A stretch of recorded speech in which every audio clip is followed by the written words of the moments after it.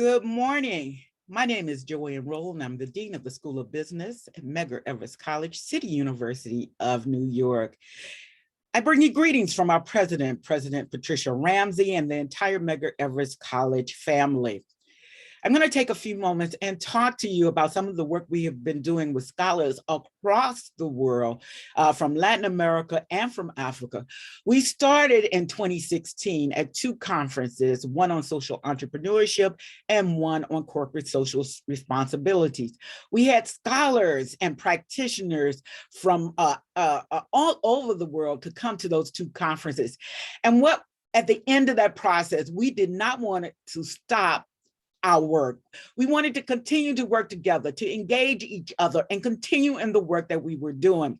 We all had a similar problem. We were developing what we felt was good products in terms of good student outcomes and many, many job seekers. But what we did not have was enough placement for all of the job seekers that we were creating. And our combined problem was, how do we create more job creators? You see in the picture several stakeholders. And as I talk about the we in our work, it is not just the we of the scholars in terms of the HBCUs, the PBIs. It is the we in terms of the economic development agencies, in terms of the NGOs, in terms of all of the folks that come together in order to make a better life in the communities that we served. We also work with Startup Africa, whose mission was to create more entrepreneurs, and they started specifically in Kenya, Nairobi, Kenya. You see over to the right that we participated for 3 or 4 years in their Startup Africa conferences for women to develop more women entrepreneurs on the continent. And in the middle, you see us working together with not only the scholars, but the economic development leads in Brooklyn, who is partly working to eradicate some of the issues for the largest inventory of public housing in the country, which is resident in Brooklyn. Over to the left, you see not only scholars, but practitioners from Nairobi in technology, as well as other areas. So we come to this with the lens of economic development through entrepreneurship and the development of job creation. So what indeed is our challenge? Our challenge is worldwide income inequity. Our work, we'll talk a little bit more about the global informal economy. I'll tell you why that's important to global recovery.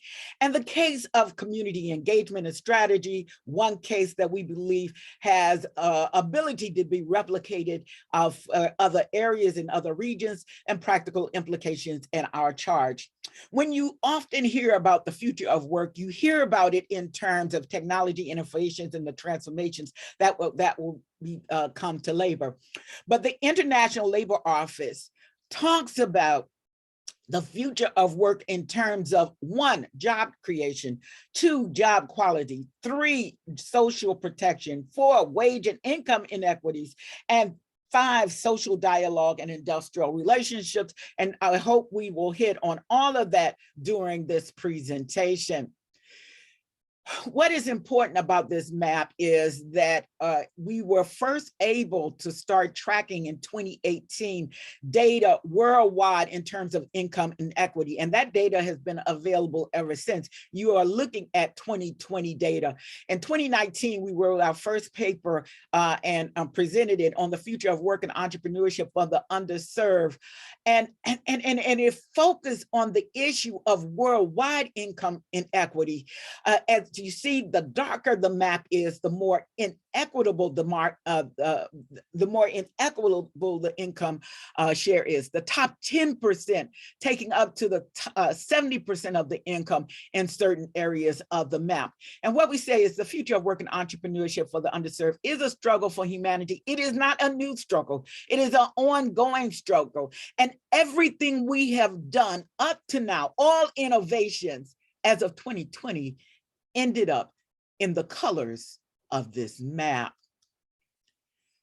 I want to talk a little bit about our work, and our work is global As leaders, we need to allow ourselves to experiment, try out, and make adjustment. Leaders navigating the future of work will find themselves experiencing the uncomfortable stages of the creative processes. They may also be surprised by what they discover. And that's by Jeff in his new book, Work Disrupted, came out earlier this year. And he's the leader of the Deloitte practice of the future of work. Why is the informal economy so important? Because in all that data you saw before, the informal economy is not captured. So we believe those numbers are worse than you see. What we know about the informal economy, and this is a direct quote from the IMF report that came out this year, this sense of urgency has only been reinforced by the pandemic.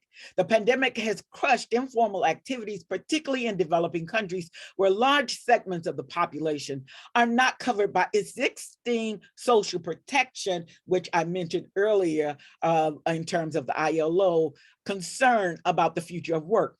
What you see here is youth entrepreneurship in that film, in the bottom of that photo. We have a leader, and he has become a political leader after this, but he was an entrepreneur. He himself was an orphan and on the streets, and he learned how to become an entrepreneur. And his mission, his social entrepreneurship mission, was to create other entrepreneurs. But many of the entrepreneurs, not only in Africa, but in several other places, are in the informal sector, in the shadows.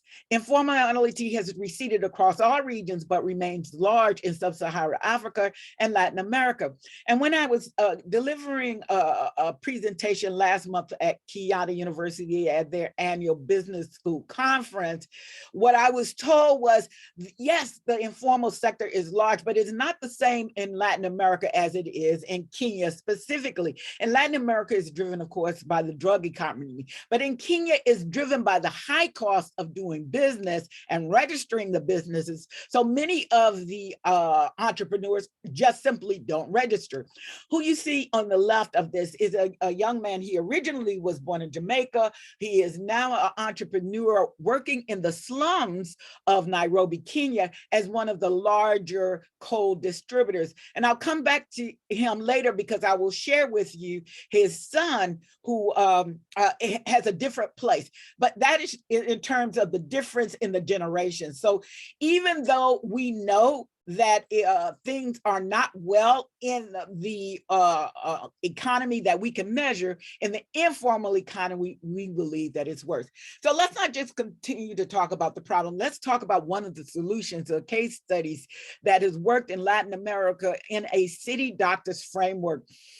Colleagues Mariana Bernays and Roger Kaufman have worked for literally decades, and in a framework that works from the bottom up, of a shared vision with the community. Oftentimes when we write policies, some of the policymakers have never been in the slums about which they're writing policy to eradicate some of the issues.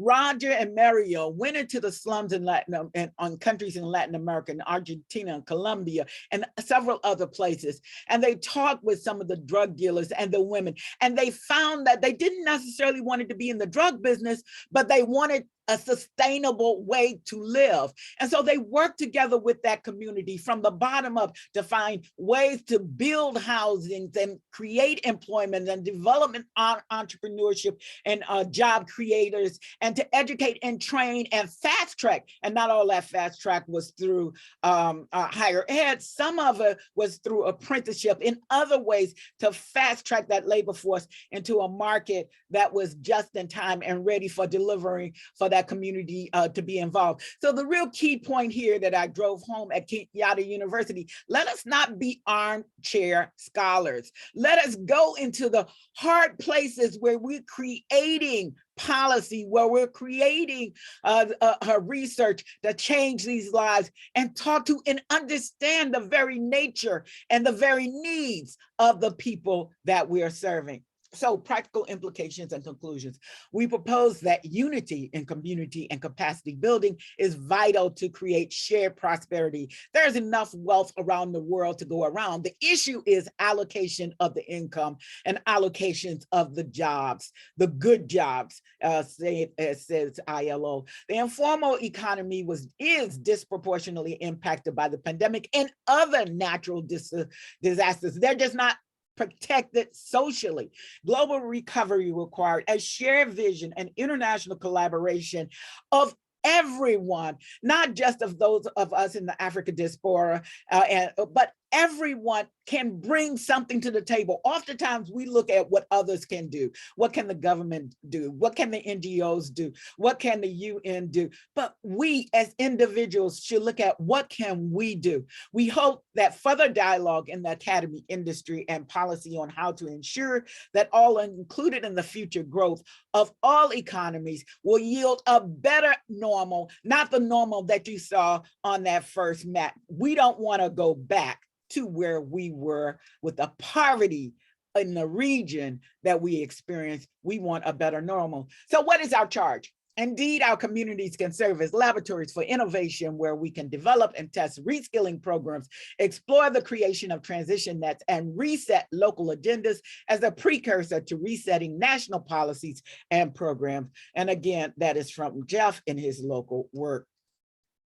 Here is the book that we just produced. You can see I am one of the co-editors, and it is also co-edited by my two colleagues, Professor Casato, Dr. Casato and Dr. Kibano, both who were at Kenyatta University. I believe Professor Dr. Kibano has moved on.